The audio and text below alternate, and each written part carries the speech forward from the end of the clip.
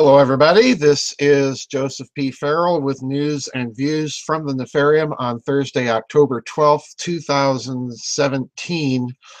While everybody has been watching the Vegas story unraveling, I've been kind of watching the Saudi Arabia story. Last week, you recall, I wrote a blog about the recent decision of the Saudi royal family to allow women to drive. And that's kind of a symbolic gesture. And at the time, I was taking it with a little bit of tongue-in-cheek humor, but also as a symbolic gesture because of the close alliance that is always obtained between the Saudi royal house and the Wahhabist clergy of that country. And I kind of was gingerly suggesting that perhaps that was the signal that there is a thawing, or pardon me, a cooling of relations between those two institutions in that country, and that perhaps a long-term strategy, and please understand, perhaps, underline that, boldface it, italicize it, because of course it's really high-octane speculation, and we don't really know where all of this is going to go. But I took it that perhaps this was an indicator that there was a long-term strategy based on the admission of the proposition that that kind of Islam certainly can't survive in the modern world, and they've got to loosen things up, otherwise they're sitting on top of a revolutionary powder keg. So that's the thesis. That's the point of view from which I have been watching these very, very interesting developments in the last couple of weeks regarding Saudi Arabia. The first link that I put up there is a link from a story from Zero Hedge, and I want to read what they write because I'm in almost complete agreement here that there's something going on and the United States is not very pleased about it. Zero Hedge wrote this, quote, "Russia no longer even has to lift a finger or buy a few $1,000s worth of Facebook ads to steal influence from the United States in key geopolitical hotspots. The U.S. can do so all on its own." According to the Wall Street Journal, the Pentagon halted military exercises with Gulf allies in a symbolic rebuke to countries caught in the ongoing diplomatic spat with Qatar that has eroded counterterrorism cooperation in the region, soured relations between historical allies, and allowed outside powers to establish substantial footholds in the region. Outside powers being Russia and other countries being Saudi Arabia, okay? Having failed at direct diplomacy, the U.S. has decided to take a passive-aggressive approach, and the U.S. Central Command said that some exercises would be suspended in an effort to send a signal that the U.S. military seeks to work together with other nations in the region and encourage them to do so as well. Quote, "We are opting out of some military exercises out of respect for the concept of inclusiveness." You just gotta love it. This, this, this snowflake babbling language has now even reached the military and the level of geopolitics. Out of respect for the concept of inclusiveness and shared regional interest, unquote, said Colonel John Thomas, a CENTCOM spokesman. Skipping a couple paragraphs here. Needless to say, the suspension of military exercises is the latest blow to the Gulf countries who have traditionally relied on the United States for any and every form of military support. Several are family monarchies, Saudi Arabia, that have touted close partnerships with the U.S. as a way to buttress security despite weak militaries. The Pentagon's reproach may in particular sting Saudi Crown Prince Mohammed bin Salman, the country's Minister of Defense, who is seen as one of the architects of the Qatar blockade, according to Andreas Krieg, assistant professor at King's College in London, for the defense studies and former advisor to Qatar's military, Andreas Krieg. Andy War is what that name means. You can't make this stuff up, folks. The timing of the suspension may not be a coincidence. It comes just one day after Saudi King Salman met with Vladimir Putin, the first ever to visit Moscow by a sitting Saudi ruler. Saudi Arabia and Russia signed billions worth of energy and military deals and memoranda of understanding.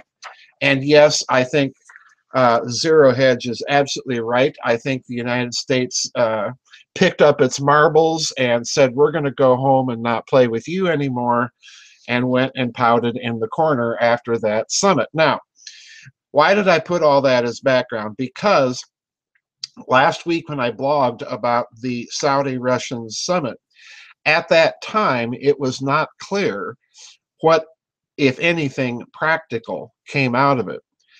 And I suspected that there might be an arms deal coming out of it. The Saudis having just a few months previously signed a rather large arms deal with President Trump. And this article really caught my eye. Several of you sent it to me. It really caught my eye. And there's just a few very short statements here. This is from Russia Today that I want to read to you right from the beginning of the article. Quote, Russia and Saudi Arabia have reached a deal allowing the production of the iconic Kalashnikov assault rifle in the Gulf Kingdom. You heard that right. Saudi Arabia is going to be producing AK-47s under license from Russia in Saudi Arabia. The initial licensing agreement between the Russian state arms exporter Russo-Saudi Export and Saudi Arabian Military Industries, or SAMI, was signed in Moscow on Thursday. So in other words, the summit preceded the actual signing of these licensing agreements. According to Russo-Saudi Export, the deal allows the production of Kalashnikov AK-103 assault rifles and cartridges for various purposes. SAMI also confirmed the signing of the Kalashnikov deal with Russia to Reuters. The agreement was one of a multitude announced by Moscow and Riyadh during King Salman's visit to the Russian capital, unquote. So there you have it. There are arms deals between Saudi Arabia and Russia now, including deals to produce the famous AK-47 assault rifle under license in Saudi Arabia. Now the question is why? What's all of this mean? And if you're thinking that this is all small potatoes, think again, because Russia's other major ally in the region is, of course, Iran. And Iran, of course, is a Shia Muslim country. Saudi Arabia is a Sunni Muslim country. The two countries have been at loggerheads, have been rivals for many, many years, partially due to their various interpretations of Islam. Saudi Arabia has significant Shia minority in that country, has been very persecutive of that minority, and that minority happens to be based or live mostly in the oil-producing regions of Saudi Arabia. And then, of course, recently we saw this strange Saudi decision to all of a sudden decide to allow women to drive. So what's going on?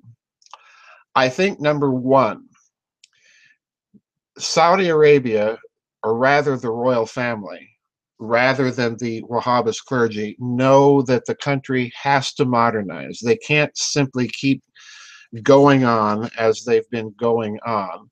And the royal family, you know, flying off to the West and having cocktails and liquor and everything and living a very different life, or kind of a double life, in Saudi Arabia. I think the handwriting is on the wall for them.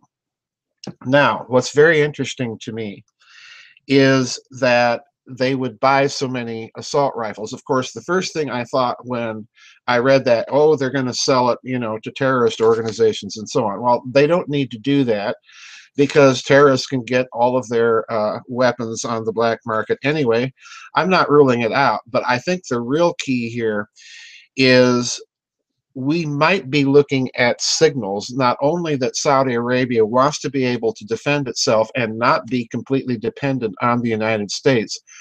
We might also be looking at long-term signals, not only from Saudi Arabia, but Russia, that there needs to be a kind of brokered end to the tensions between Saudi Arabia and Iran. And here's why.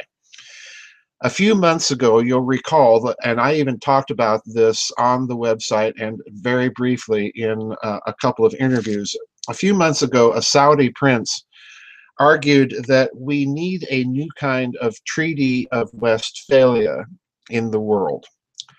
And if you're familiar with the Peace of Westphalia, this was a set of treaties, I think about 7 treaties at the end of the 30 Years' War in 1648, that ended the wars of religion in Europe between Catholics and Protestants. And the treaties stipulated that a prince, a Catholic prince, had to treat his Protestant subjects with the same equanimity before the law, essentially, as he did his Catholic subjects, and vice versa. In other words, it paved the way in Europe for a new kind of secular order that was not based on the privileges of one or another sect of the Christian religion. Well, this Saudi prince, I think, is saying the same thing. The Islamic world needs some sort of Westphalian understanding so that the Sunni-Shia split doesn't keep exacerbating tensions. And now we have this deal with Iran's major backer, Russia, approving a deal with Saudi Arabia. So in other words, folks, what I'm suggesting is that there was very, very quiet behind the scenes negotiation between Riyadh and Tehran and Moscow.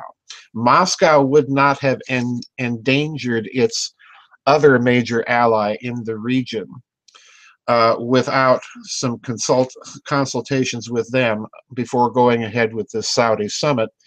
And as part of this Saudi summit, we also need to note that Russia has agreed to sell Saudi Arabia some of its S-400 air defense system as well. And again, I think that's kind of a sweetening of the deal so that Saudi Arabia does not feel threatened by Iranian and possibly also by Israeli missiles. So lots going on here. I think Saudi Arabia, number one, and again, this is pure guesswork, folks. This is the most extreme speculation on this news possible. It's not the only one. There are other probably more rational things to think about. But the most extreme thing I think Saudi Arabia is signaling is a long-term, this is going to be very, very slow. It's not going to happen overnight. A long-term attempt to modernize and loosen up and at the same time retain control in the country. And that's what these AK-47s are all about. It's not about exporting terror or anything else. It's about maintaining the royal family's grip on the country itself as it possibly engages with this long-term strategy. And of course, note who's in the driver's seat: Russia. So a lot to consider here lurking behind these stories, folks. I think this is a very significant development. Of course, I could be wrong about all of this. Time will tell. But if so, the pattern of this suggests that at some point we might actually see Russia, Saudi Arabia, Iran, possibly even Israel and China sitting down together to hash out disagreements and come to some sort of mutual understanding for the region. Odd man out, the United States. So that's it for today's news and views. There is no vid chat tomorrow. There will be in 1 week from tomorrow. So I hope we'll see everybody there. That will be the 2 o'clock Central Time in the afternoon for our European and African members. So anyway, that's it. I hope you enjoyed it, and we'll see everybody on the flip side. Bye-bye, and God bless.